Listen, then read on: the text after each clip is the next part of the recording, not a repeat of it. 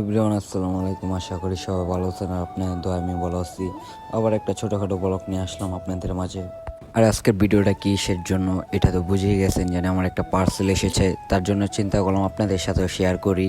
আর অনেক দিন ধরে কোনো ভিডিও এত একটা ছাড়া হয় না, তার জন্য চিন্তা করলাম আজকে একটা ছোটোখাটো একটা ব্লগ করে আপনাদের সাথে শেয়ার করি যে আমার পার্সেলটা কি এসেছে। তার জন্য এখন রাস্তাটা আমি পার হচ্ছে, বুঝছেন।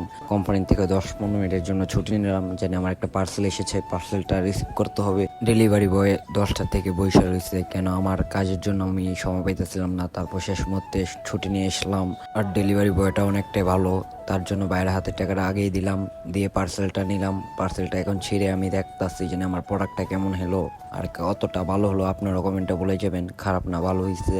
আপনার ভাবির জন্য একটা কাভার অর্ডার দিয়েছি ফোনের জন্য, আর আমার ফোনের জন্য একটা কাভার। আপনাদের কাছে কার কেমন লাগছে একটু কমেন্টে বলে যাবেন। শেষ মুহূর্তে পার্সেলটা আবার নিয়ে অফিসের উদ্দেশ্যে রওনা দিলাম।